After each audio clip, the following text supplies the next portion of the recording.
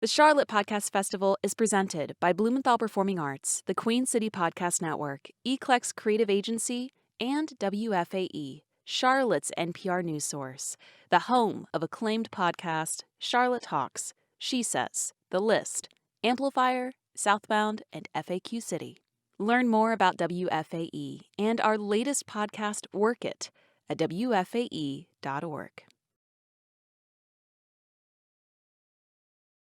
Hello, folks. Hello, welcome to the Charlotte Podcast Festival. In case we haven't met in person or virtually, my name is Joni Deutsch. I am the podcast lead at WFAE, Charlotte's NPR news source. I'm also the host of the Amplifier Music Podcast. And for this hour, I will be your moderator of the Charlotte Podcast Festival, Charlotte's first podcast festival, which is presented by WFAE, the Blumenthal Performing Arts, the Queen City Podcast Network, and Eclecs Creative Agency. This marks the third week of the Charlotte Podcast Festival. Feel free to put in the comments if you've been here for any other sessions previously. 3 weeks into this very first festival, first for the city, first for the state of North Carolina, first for the world, as our entire festival is free and open to anyone, anywhere to learn and to grow and to connect with other podcasters. So we're very happy for you to be here. This week, of course, our theme of sorts is marketing and branding, inclusivity, and community building. And that's why we are so happy that you're here this hour, because we're tackling all of that in this session. So just to give you an idea, of course, today's session, this hour session, is titled, If You Build It, They Will Listen, Growing Communities with Podcast. Podcasting is more than just a solitary listening experience, right? I mean, yes, it can be. But this is an opportunity for you to be able to encourage a community to grow and connect, have conversations, and collaborate through your podcast. So today, we're going to be hearing from two individuals, two expert speakers from Charlotte, North Carolina, who are going to be able to share with you how they have been able to highlight diverse voices, how they've been able to produce engaging content and events through their work, podcast-wise and beyond. It's going to be actionable insight and inspiration. So let's go ahead and meet our speakers right now. I'm going to go ahead and spotlight them on the screen. Hello, folks. So Matt Olin and Tim Miner are the founders and the executive directors of Charlotte is Creative, which develops programs and initiatives that highlight Charlotte's creative ecosystem. They do this through live events, microgrants, social media spotlights, an email newsletter, and also a podcast that they host that's called the Biscuit CLT Podcast. And to note, Matt and Tim are also the host of Creative Morning Charlotte. They're going to talk a little bit more about that in a second, but it's considered one of the most innovative productions in the Creative Mornings hierarchy sphere in the nation. So all that to say, lots of community insight. Matt and Tim, thank you so much for joining us this hour. Thank you, Joni. Thanks, Joni. Excited to be here. Anything for you. Seriously. Oh, thanks. Former Creative Morning speaker. You ask, we do. It's true. I was actually a speaker last December, and it's probably one of the last Creative Mornings you all did in person before. Yeah, you broke. That seems like that was like another planet ago, Joni. Yeah, it was. It was a decade ago, basically. But again, for those just joining us, we are here. Our speakers today are Matt Olin and Tim Miner. They're going to be sharing their wonderfully inspiring insight into how you're able to build communities through creative content, including podcasts. So, of course, for the audience, just a little housekeeping tips here. We're going to have a great conversation, and we look forward to answering your questions that you place in the Zoom comments, in the Zoom chat. So we ask that your audio does remain muted throughout the entirety of this hour, but feel free, any questions you have about community building, audience growth, events, whatever it is, feel free to put them in the comments. We'll get around to them at the end of the hour.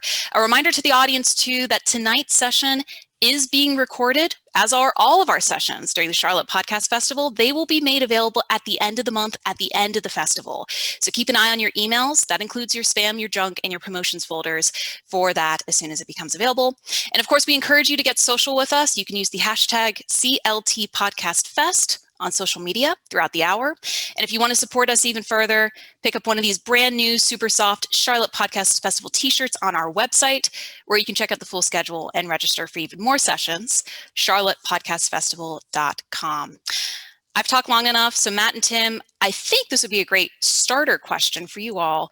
Can you go ahead, before we get into the big tactics and tips of community building and audience growth, Tell us a bit about your community-minded work, including the creation of the podcast, the Biscuit CLT Podcast.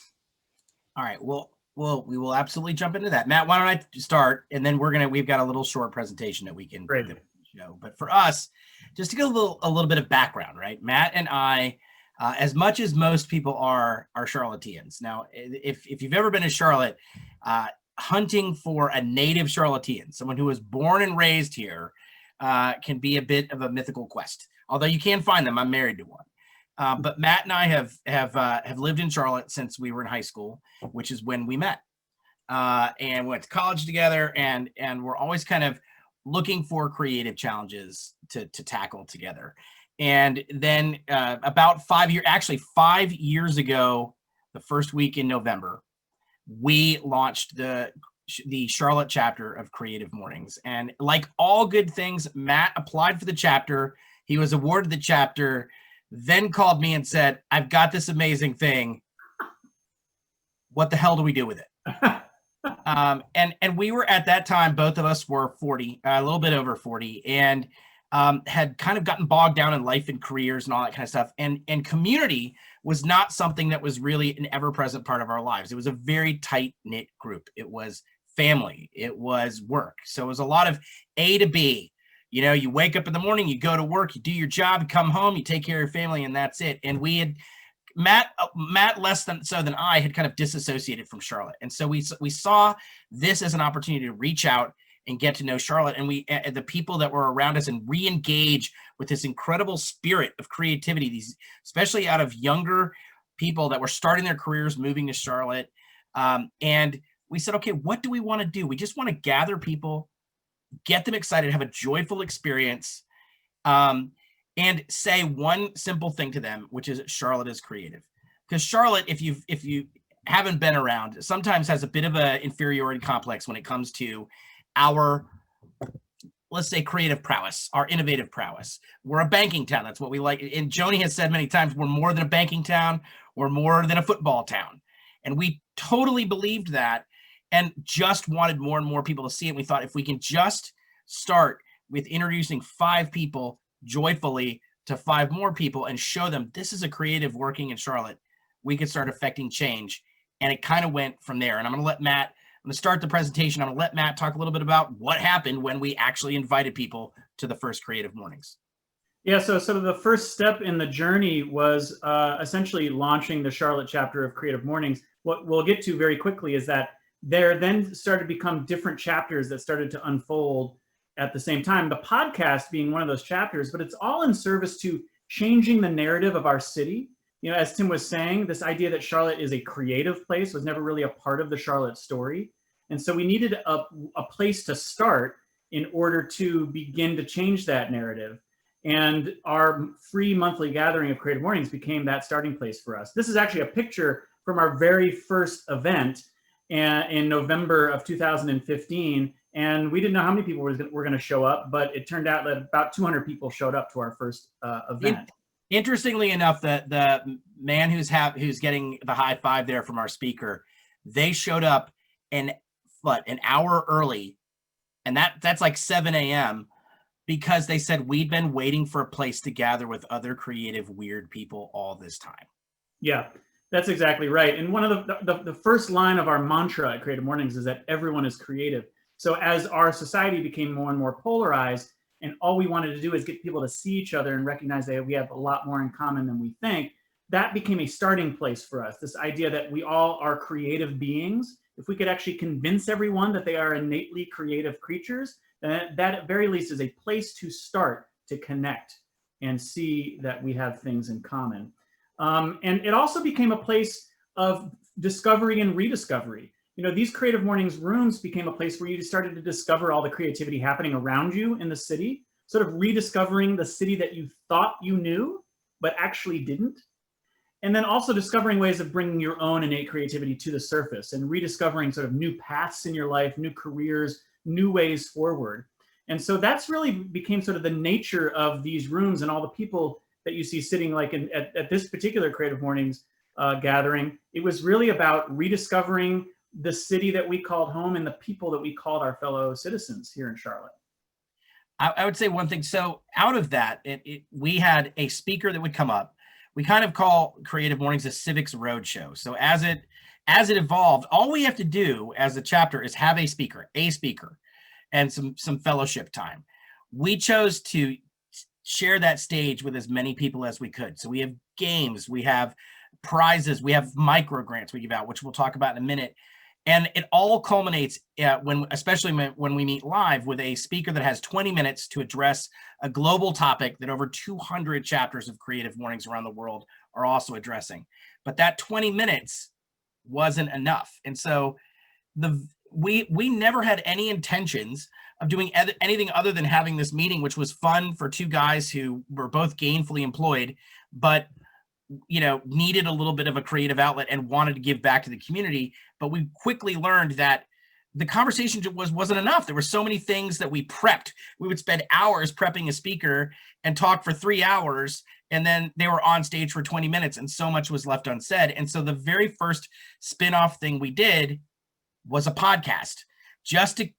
We would leave the stage, go into a room, and talk with the speaker for another half hour, 45 minutes to get out all the other things that we couldn't fit in that 20-minute speech, and keep that conversation going and keep that community building. And conversation became something that we really leaned into. We wanted to find new ways to get the people in Charlotte talking and learning and asking questions and knowing what questions to ask. And so we got a Knight Foundation grant to create the Queen City Quiz Show. And if you can see, this is a guy playing here. His name is Daryl Gaston. He comes from the north end of Charlotte, very proud Charlottean. And we decided that we would do an old-fashioned silly game show where we would go in and we figured we could Mary Poppins this thing, right? So we would start with goofy history and trivia about Charlotte, and then lean hard as we got the audience kind of tenderized and ready to listen into some pretty serious topics and stats and information about what's really going on in Charlotte. And that kind of mixture of playfulness but hard information started to find its way not only into Creative Mornings, but into the podcast as well. And last thing, when it says chill out, we were very serious about everything we were doing, but laughter disarms people. So we didn't go in hard on people. We would kind of get them laughing, get them being silly, get them acting, in ways that normally they don't in meetings or on podcasts or in interviews. And then after they felt more comfortable, they could start. They would open up a little bit more. So as we started leaning more and more into building community and connection, it actually started spinning out even more sort of side projects. And this is probably around the time that we had, like, our wives had an intervention with us. And said, it would be nice to see you all every once in a while. And so, long story short, spoiler alert, Tim and I actually quit our day jobs and started a nonprofit to contain all of these projects. And we are full-time sort of staff members of our nonprofit called Charlotte is Creative now. So this particular slide is meant to sort of represent all the amazing stories that we just were discovering. There are so many creative projects and people and initiatives happening in Charlotte. The Creative Mornings gatherings wasn't enough. The podcast wasn't enough. The Queen City Quiz Show wasn't enough. So we launched a media channel called The Biscuits so that we could tell stories every day of the month.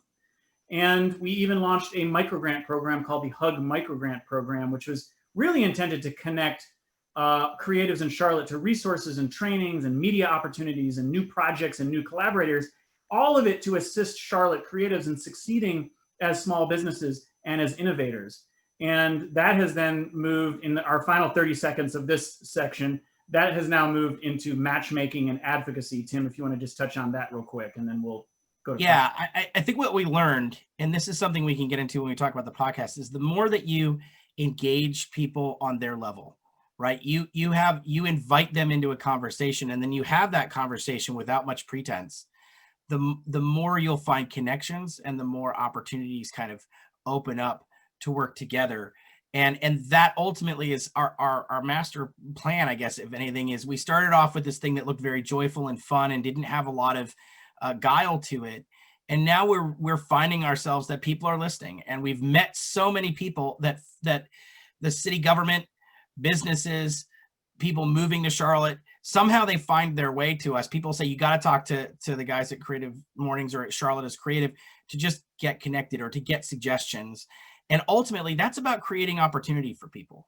The purpose of our community building is to make everyone in Charlotte realize that they have a place, and that we are a city where the rules aren't written, where that you can jump in and help write them.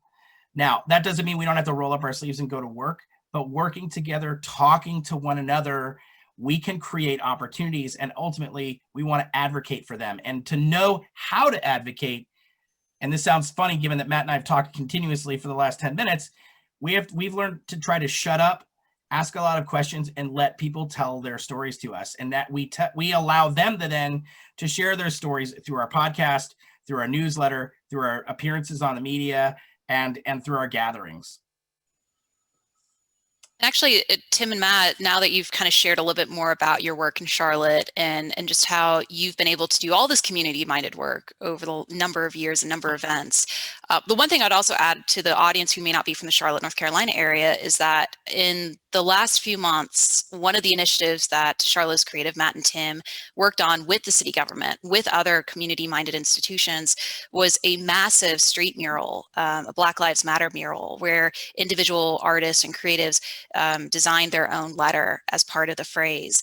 And that was something that, again, it was through community collaborations, relationships that were established prior to this year through Charlotte's Creative, through the Biscuit CLT, through the podcast, that then culminated in that world-renowned piece of art and advocacy. So I would just add on to it, there are layers to this. And I think depending on the podcast that each of our audience members here today are trying to promote or build a community around, any one of these tactics that Matt and Tim offer could be applicable or could inspire you to think differently of how you can bring the audience in. So it's not as if you're just speaking into a microphone, you're allowing a conversation to take place, whether it's virtually, in person, through collaborations, you name it. So Matt and Tim, with that said, what I would love to know then is just, when we talk about community growth and community engagement, how do you define success, and what examples do you have of it? And, if you want to show and share failures, you're welcome to as well. I think that's a really important question, because we joked even around with you before that we're the accidental podcasters, right? We never decided that, it was just a logical way to keep the conversation going. And we didn't pay a lot of mind, and in some ways still don't, to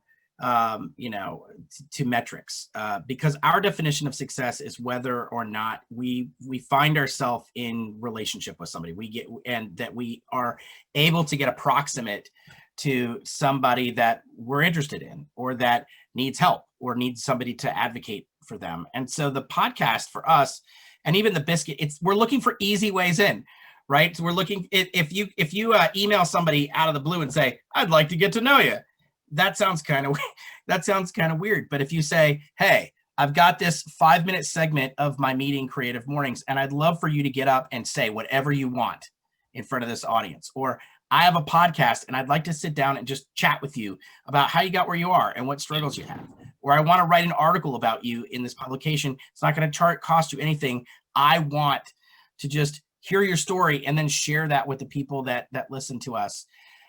That was our definition of success. If we provided enough avenues where people said yes, and then we cultivated that relationship. And I think what we've seen, like, let's take, for example, the Black Lives Matter mural would not have happened if we did not have a very good relationship with both the city of Charlotte and Brand the Moth, which is the organization. And so how that actually happened was Taiwo Jayoba, who is the assistant city manager of Charlotte, and he's head of planning, he just sent out a tweet saying, wouldn't it be cool if we wrote Black Lives Matter on Tryon Street, which is the heart of uptown Charlotte, the center city.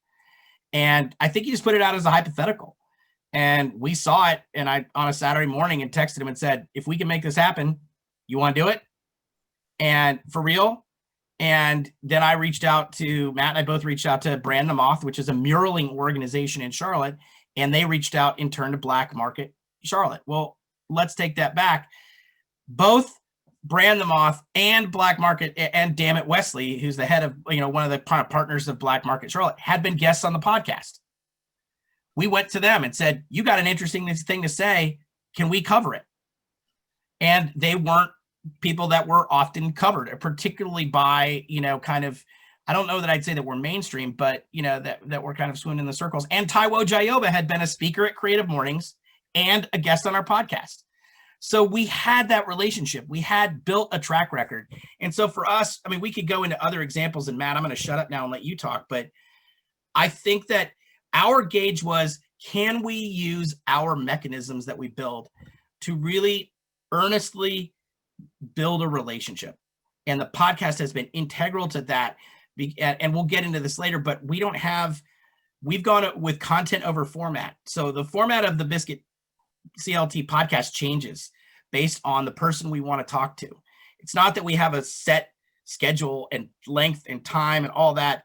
We tailor it to the person we're speaking with and the message they want to say and what the right, way to do that is. And that the success for us is that we've created relationships that have gone on and done things in the world like the Mural.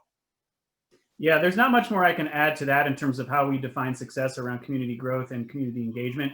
Because again, as Tim said, it really is about the quality of the relationship that we are building with the various people doing creative work in Charlotte, and our using of these various platforms, including the podcast, to fortify those relationships, to go deeper with someone, to sort of double down on what we refer to as a non-transactional relationship.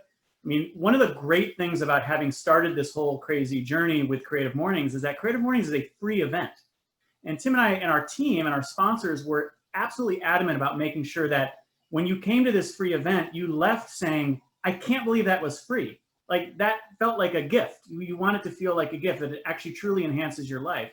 And so that has sort of set the tone for all of our other spinoff projects, including the podcast, certainly the media channel and things like that. These are all gifts to our community. And it's a way for us to say, we're not interested in transaction here, especially in the midst of a banking town. Go figure. There's actually initiatives afoot that aren't interested in the exchange of capital other than social capital, which we can talk about later. And so that non-transactional tenor of our programs means that we can define success based less on metrics and more on the quality of the relationship, the deep trust that's built, which then at the end of the day serves various initiatives and advocacy efforts to raise up the creative community here. I'm going to add one thing, because you brought the word free, and there was a question in the chat about struggling to find funding, and that's a real thing. In our case, we had other mechanisms, so it wasn't just fund the podcast, right?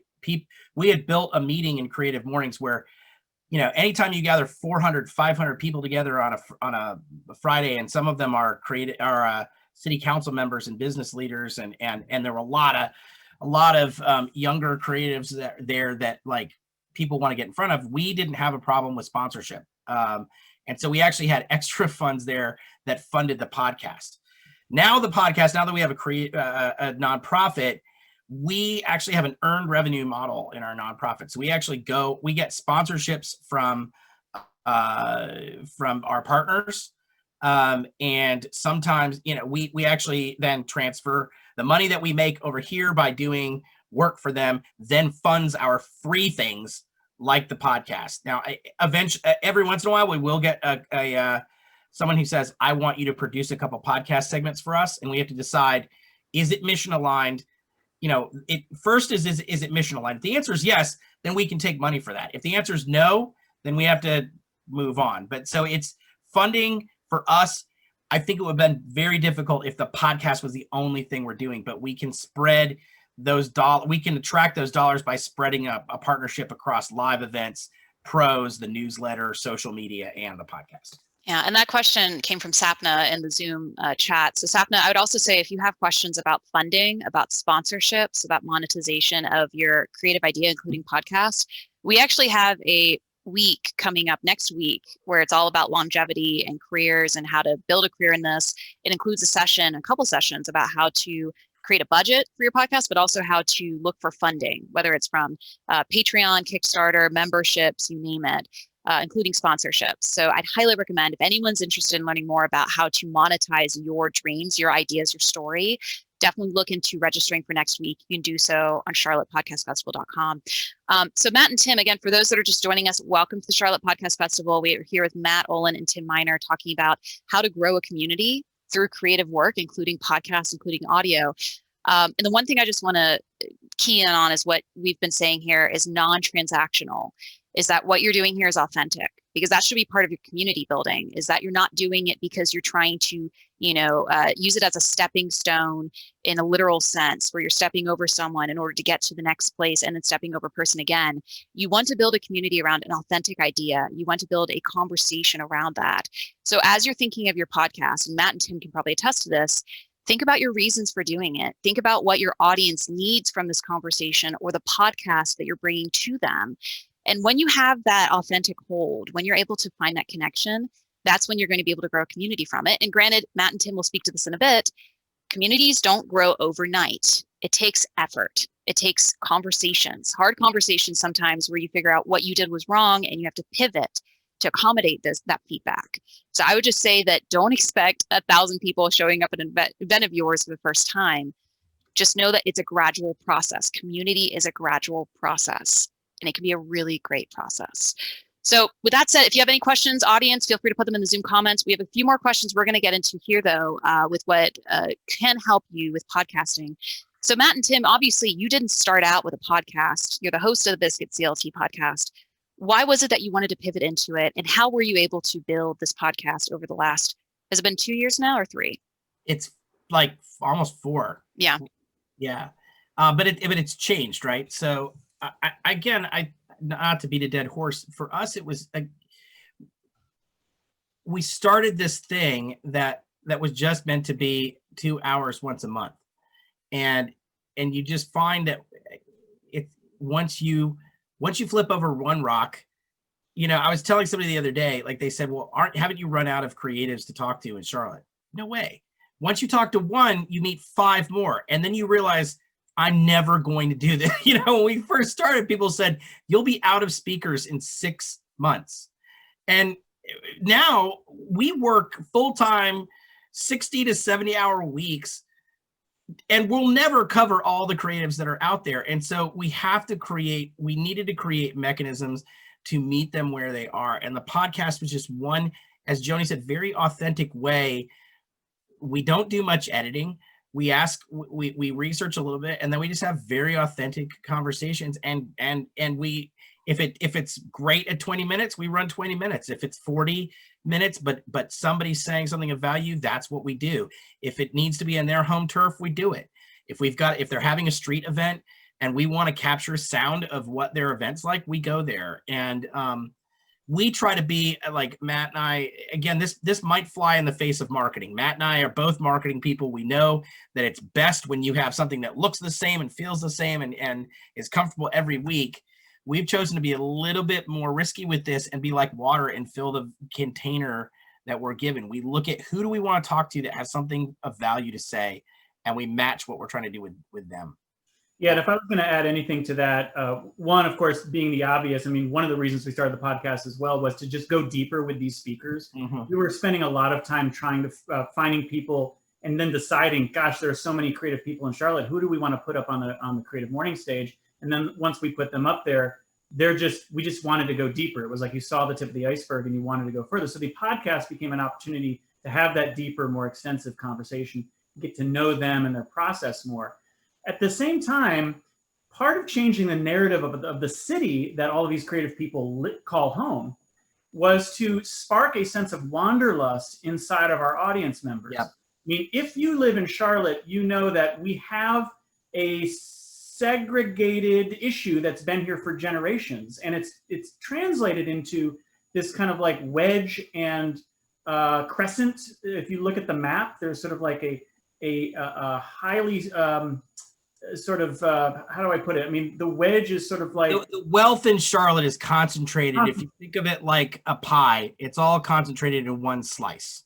Mm-hmm.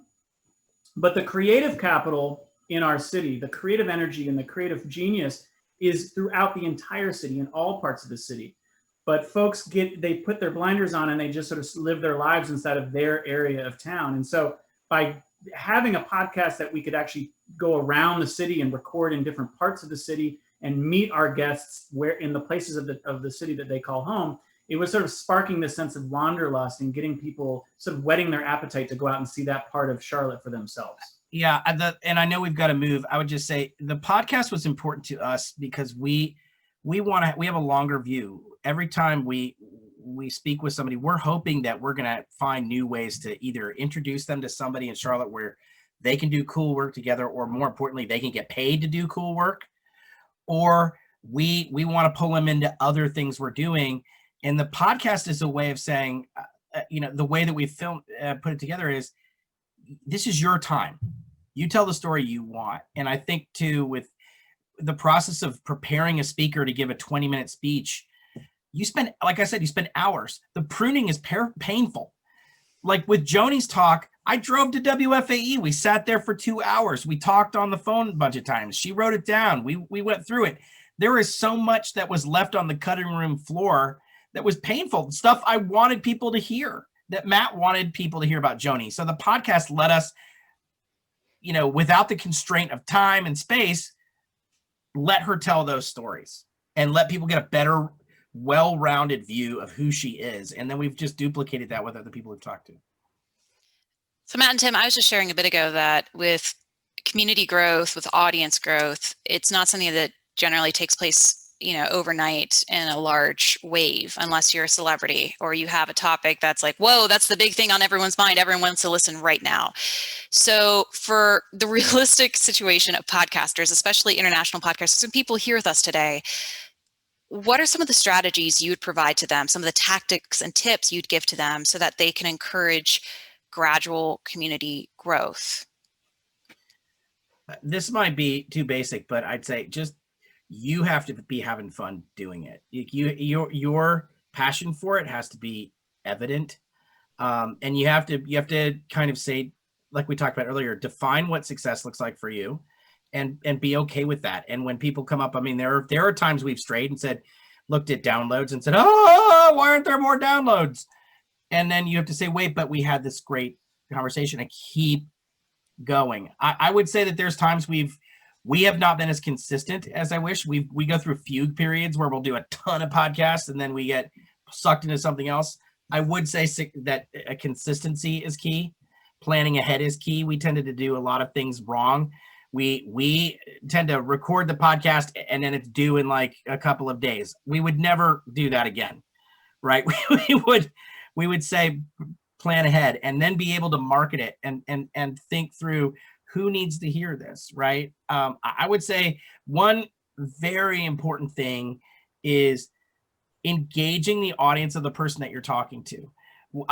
We've noted with many of our different media that you write the story or you record the podcast or you put someone up and then you think they're telling everybody they know that they were on your podcast. They're not. They're off. They're on to the next thing. They're excited they did it. But their problems and their challenges do not link with your desire to build an audience. So you've got to make it easy for them. Here's a graphic. Here's a graphic to use on your social. Here's some basic words you can use. Here's the link. Here's the day it's going to drop. We have been more or less successful at that at different times. But as we move into 2021, I guarantee you we are going to focus on a little bit less content across the board and more working hand in glove with the people that we're giving our time and passion to and saying, this works for both of us.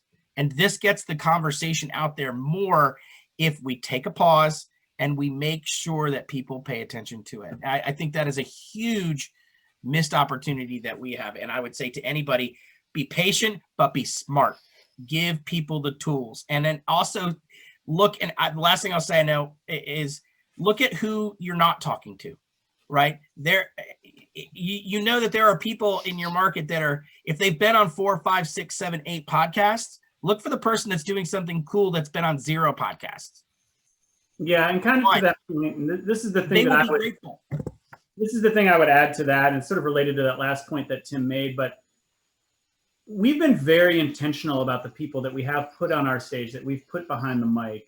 All of these parts of our ecosystem, the podcast being part of the Charlotte's creative ecosystem, we're very intentional about who we invite, because one of the big conversations in Charlotte is about access and representation and social capital and economic mobility. And we want to be a part of that conversation. We want to model what it means to hand the mic over, to hand the stage over, to be intentional about showing representation of all kinds on our stage and on our podcast and in our media channel.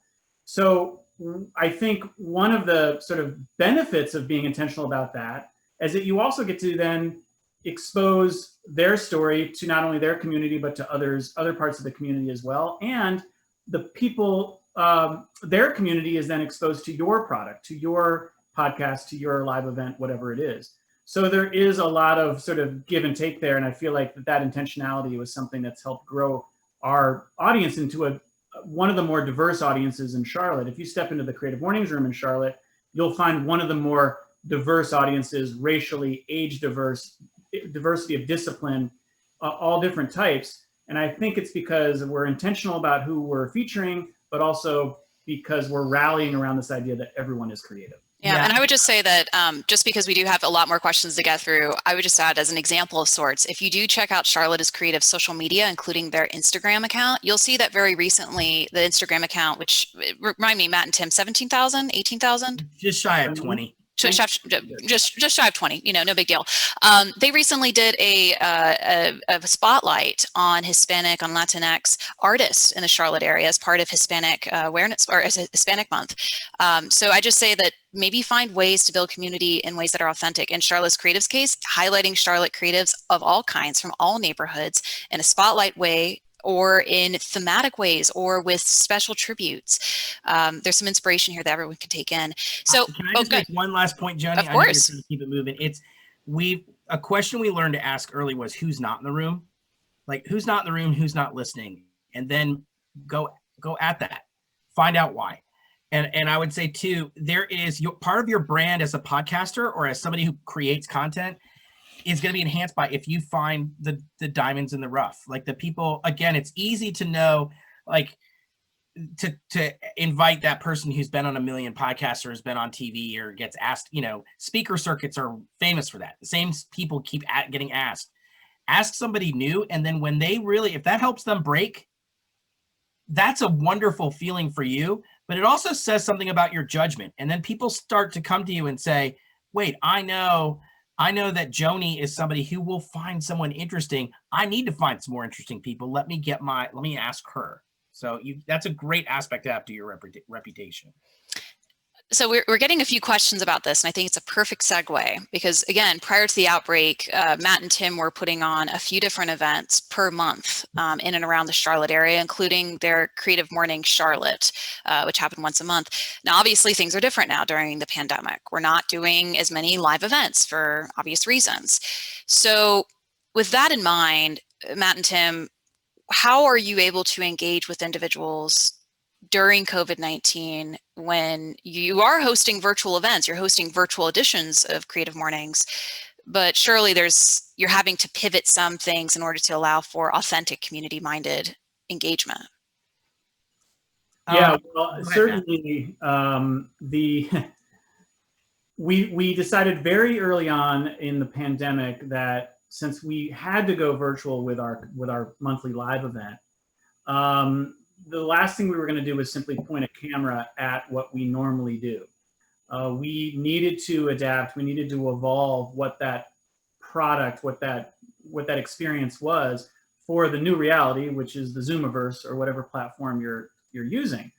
What we were able to do, I'm happy to say, and this was a lot of blood, sweat, and tears with our team, was really to capture the same spirit of the live events inside the virtual event.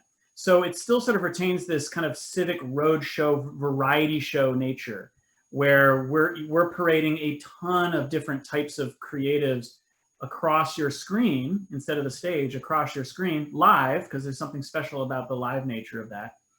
And we're still sort of leading with this one word of joy. I mean, that sort of is the one word that we started saying, what do we want people to feel when they attend an event or listen to our podcast or read something on our media channel.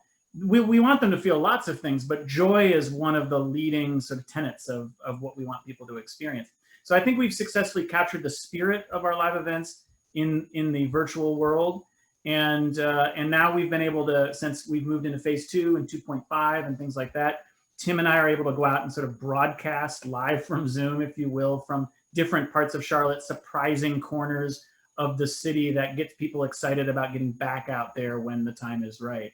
Tim, I don't know what else you want to say about it. I would just say, these are always so funny when you're the speaker, because you're like, I've made all these wonderful decisions and everything's been terrific. We've made our fair share, but I do think that one of the best decisions we made about the event in COVID was, as Matt said, to not try to recreate what exists in real life on Zoom. You have to embrace it as its own thing. And we tell people all the time, like, there's stuff I hate about Zoom. There's stuff that I desperately want to be in front of people again, but this event would not have been possible 9 months ago, right? I mean, the people from San Francisco and from all over the country, you could have gotten a plane, but many of you are able to do this because we've embraced this. The chat feature when you're running an event allows you to engage with people in very different ways. Then I can't stop when I'm on stage with a microphone and hear somebody's thoughts, right? Unless they scream it out. But I can read it in a chat and adjust based to that. I can, if I say, hey, you guys, like Joni did earlier, hey, here's the Black Lives Matter mural, there's a link so you can go check it out. Whereas in a live event, you have to remember it. So embrace the things that are different and look at it as a creative challenge and say, how do I build something that's not, don't proceed from the belief that this is going to be an inferior product. Make it a superior version of what this can do.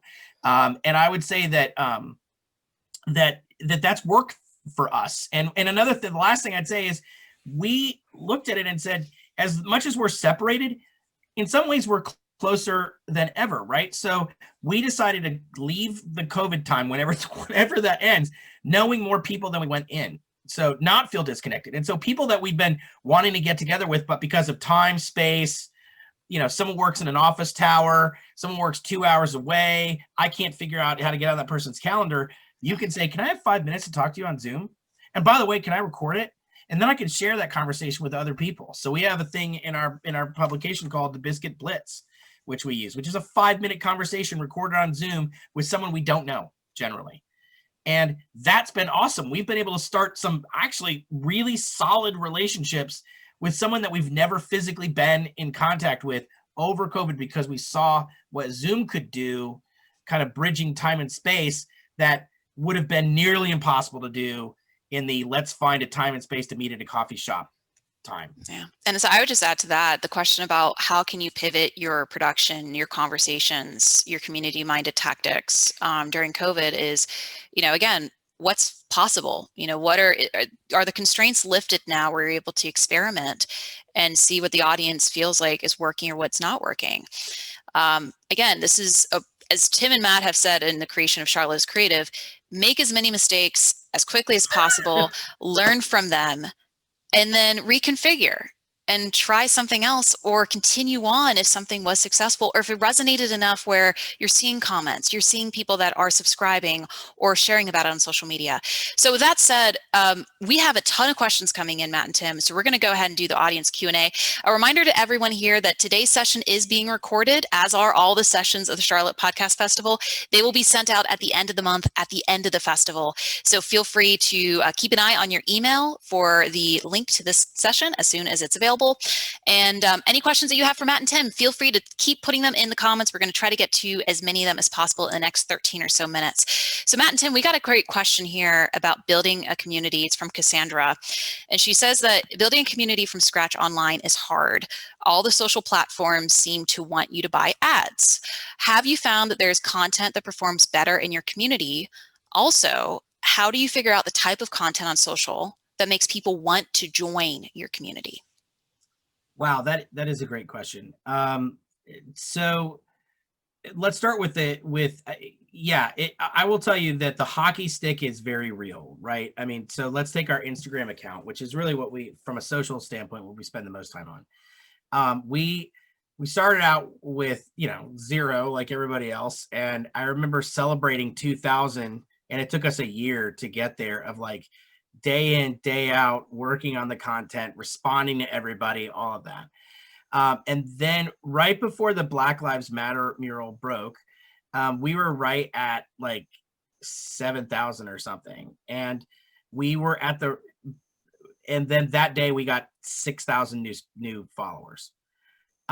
I think that when you talk about content, 2 things. One is we picked content that we felt was interesting to us. We also looked at what was being, like I said earlier, we looked at what other people were talking about, what some of the bigger, groups were talking about, and we didn't do that thing. Now, that's not to say every once in a while you'll go on, like not every podcast guest we've had or every story we've written in the Biscuit is about, somebody who's on the fringes of society that we had to go, go hunt down. But we do try to lift up people that are surprises. We try to show our followers, look, we've done the work, and this is someone you should invest time in. We found content in our case, like Charlotte is a town where so few people have been here for longer than 5 years. There's a churn. So we do a lot of content about the history of Charlotte, or things that you've driven by or walked by a million times and never said, how did that get there? What's that all about? Or creatives that you've seen their work. We spend a lot of time doing stuff on how the sausage is made. So there's a mural you like. Have you ever seen a picture of the person actually painting it and what they had to do to actually go through it? Yeah. So we try to share those types of stories because they're not being told. And that would be my advice. And then you have to look like you're having fun. Like you can't look like you're mailing it in. And Tim, one thing that reminds me of is we did this post a few weeks ago, a couple months ago. I can't remember. Time is irrelevant these days. But there's a car wash on the east side of Charlotte that no one is celebrating that car wash. But here's the thing: it's been there forever, long enough. Everyone's been around long enough to know that this has got this very cool wave design. So I think, Tim, you snapped a picture of it, you put it on Instagram, and it was like one of our best performing posts ever. That's the other thing too, is experiment and create a lab and give yourself permission to make mistakes. I thought it's called the Blue Wave, and I took the picture on a Sunday morning, and I told at that time we had an intern who was helping us with podcasting with social, and I put it up and said, what do you think? We top out at 88, and we had over 800 people that liked that. And it was just because it was genuine and off, and nobody had taken a picture of it in a million years. And by the way, we have not bought followers. We haven't done any of that. We've fought hard for every single one of them. And we've tried to thank and interact with anybody who sends content our way. Yeah. So another question here, and this one's from Alyssa, and it ties into the idea that not everything you're going to do is a success. So you kind of have to measure it. Alyssa's question is, how do you actively get feedback from your community? What are the ways, what are the channels that you're able to hear their feedback on your podcast episodes or the live events or, emails that you do? That's interesting. So the live events is easy. Because people come up and want to talk and share. The podcast is harder. I would say one of the areas that I don't think we've really hit yet is we've had various things on the podcast, like, hey, answer this trivia question for a prize, send in questions, and we get some, but that's been really difficult. So then you have to kind of go around and ask and say, hey, did you listen to it? What did you think? Now that puts people on their heels, and you have to do it in a nice way, but getting that feedback is very difficult. I find social media, people are much freer with it, but email, it's kind of like it comes through a businessy device. And so does somebody take the time out of their day to give it to you? It's different than social. I don't know, Matt, what do you think? Honestly, it's one of those places where we could really make more strides in. I think, posting it online and monitoring the comments and that sort of a thing. And we do get some DMs and emails as well. But I think, one of the things I think we really want to do is be more intentional about reaching out and asking questions. We've even talked about, do we do a survey, once a quarter, twice a year? And we have done that, but Yeah, we're sort of formalizing that process some more. So, those are some things that we need to get better at. Yeah, and I would say that 2021 is a call-in, like, is a show where people call and leave their Charlotte story, and we're able to like cobble it together and do one of those, but we're not there yet. Yeah, and I would just say for Alyssa's question about how to get feedback, the thing is that as a podcaster, feedback can be a scary thing because it basically shows, the pain points, the pressure points, maybe the things that you're not really confident with.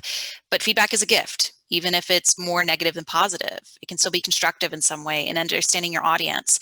So I would just say, as just some tips for podcast listenership and understanding feedback or asking and receiving it, listener surveys can be great. There's something that you can create through Google Forms or SurveyMonkey or whatever platform, just a simple survey that basically says, hey, if you're a listener, tell us, how many episodes have you listened to? How long do you listen to the episodes for? The entirety of the episode or just the first 5 minutes? When and where do you listen? When you're driving, when you're walking your dog, when you're at home doing chores? What are things you like about it? What are things that you'd love to see grow into? Just some very basic questions. But the big thing is, what do you want to gain from your audience? What's the specific thing you want to work on so you can make sure that's pinpointed in that survey? And when you make it, put it on social. Put a little message in your podcast saying, well, we have a survey going on, and if you fill it out by the end of the month, you'll be entered in a chance to get a t-shirt or a $10 Target gift card or, a very cool shout out on the upcoming episode of the podcast, naming your name. But all that to say, there are ways to be able to get it, but to Matt and Tim's point, it can be hard. So just know, continue to ask for it, continue to let them know that it's a comfortable and safe space for you to receive that feedback, for them to give it to you. So with that said, let's go ahead and just finish up. We have 5 more minutes. We're going to try to get through as many questions as possible. Feel free to keep putting them in the comments, folks. A question here from Ella. Everyone says that the best way to build a new audience for your podcast is to collaborate with other podcasts, being a guest, doing ad swaps, etc. But are there proven tactics that work for building a listener audience through social media? So Matt and Tim, in your case, what are some ways that you've been able to build your audience through, with the podcast or just generally with Charlotte's Creative, your email newsletter, whatnot? Go, Matt. No, please go for it. I think that putting it out on Instagram, and social has been very helpful. Facebook too. Not as much for us, Twitter, but it's not just making it about I think we've had luck where it's not just about listen to the podcast. It's maybe breadcrumbing. So it's like, we're going to talk about that person that's going to be on the podcast in different ways, to kind of then lead to that, like, oh, this guy's interesting. Now I'm going to, start paying attention there. I think with the Biscuit, we make sure that podcast is in almost every single episode, batch that we put out, is giving people lots and lots of ways to easy in to click on it and try it. We have a nice visual that goes with it. And I think too, we try to write copy that's not like, come listen to this important podcast that will change your life. We try to make it, give some hints about how it's going to be fun and what you're going to hear. And just be very consistent about that. Yeah, and if I was going to add anything to that, it's just, if you're thinking of spinning off into other sort of side projects or types of programming that complement your podcast, again, think about that entire ecosystem and how can you have the different subjects and topics sort of shoot that energy from one platform to the next platform to the next platform, so that becomes a larger conversation that's just that you could actually go sort of dip into that conversation at any point in that ecosystem. Start at the podcast, start at the live event, start at the story that you put out, start at the social media post, but it's part of a larger conversation. But as for collaborating, I think not having a competitive attitude towards other podcasts, like them doing well is not diminishing you. So do not only team up, but support them, share theirs, talk about theirs. I think having a good, if your city has a reputation for great podcasting, that's good for you. So we have one last question that we're going to be able to get to tonight. It's from Stephanie, and she says, troll culture is real.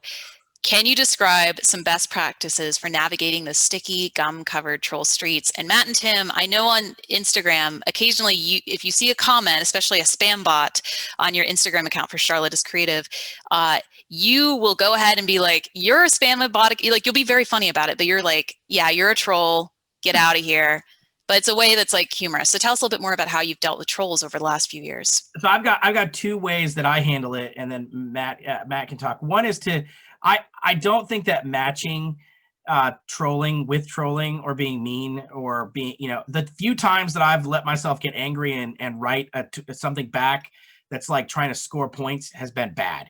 So I either joke around, like Joni said, like we'll either say, someone will say like, hey, sign up for this, and I made $10,000 a month, and I'm like, great, you should make a donation to our nonprofit, thanks, or do goofy things like that. The other thing I'd say is when people have had a lot of vitriol, I go into the DM and say, what's up? Let's talk. I'll even go and look at their feed and see what they're into. Like there was one recently that got really, really, really ugly. And I went into this woman's into her profile, found out that she's into fashion, wrote and said, I love your fashion. That's creative. I'd like to talk to you about what you do. We'd write an article about you. That ended up leading us to somebody that we gave a micro grant to for $250, and she just appeared on the last creative morning. So try to remember that you can't disarm people by either asking them, "Hey, what's up? What are you into?" And if they're a real troll, they'll walk away. And if they're a person who's hurting, maybe you've made a new friend.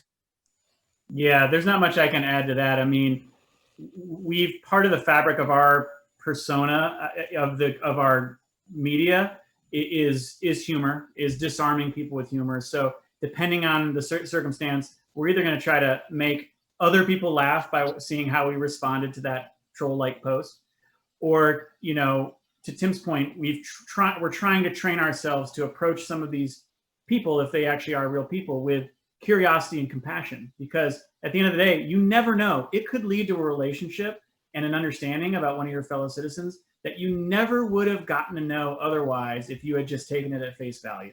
Matching aggression with aggression on social media, you will lose. Take the high road. Yep. Oh. Yeah, I'm good. Sorry, I was saying yes. I absolutely positively agree. You were just so mesmerized. I was just you left me speechless with that positive note. You left me speechless on Zoom with the mute button on. Well, folks, it is 7:00 Eastern, our time. It has been a full hour of conversation around community building, audience growth, engagement, around content. We're going to leave it here. We're not going to stop talking about it, though, obviously. If you want to stay in touch with Matt and Tim as they continue their creative Charlottean endeavors, by all means, feel free to go to their website. It is charlottescreative.com. You can also follow Charlotte is Creative on social media, and you can also listen to them on the Biscuit CLT podcast. Subscribe to it, listen to it, enjoy the conversations. Matt and Tim, thank you again for the past hour and for sharing your insight. Thank you. Joni, thank you. And thanks for moving to Charlotte. I mean, if you guys don't know, we are massive Joni fans. Yes, and I told her even before this, like, if she ever starts to leave Charlotte, I'm laying down in front of your car. It's not happening. Never leaving Charlotte, ever.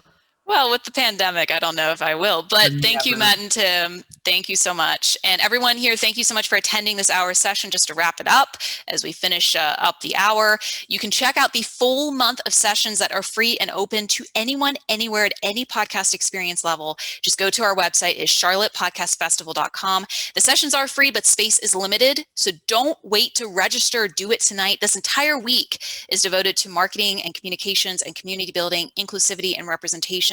So don't miss it. Sign up right now, charlottepodcastfestival.com. While you're there, you can support the festival by picking up one of these super soft shirts. People that have already donated to get those shirts or ordered them, they're already receiving them. So go ahead and get them now, and you'll be able to ring out the month of Podtober with a brand new shirt that is locally made here in the Charlotte area. Hope you can share about this on social media. Your experience this tonight is hashtag CLT Podcast Fest. That is hashtag CLT Podcast Fest. And of course, we hope that you'll join us on Friday night. We have a podcast happy hour starting at 6 p.m. Eastern. It is a great way to mix and mingle, maybe have a virtual collaborative drink with someone, and you can register for that on our website. With that said, I've talked enough. Matt and Tim have talked enough. You guys need to go get some sleep and or wake up if you're over in international waters. We hope you have a wonderful rest of your day. We're going to see you real soon, hopefully. Happy Thanks, Podtober, everyone. Bye, everyone. Bye.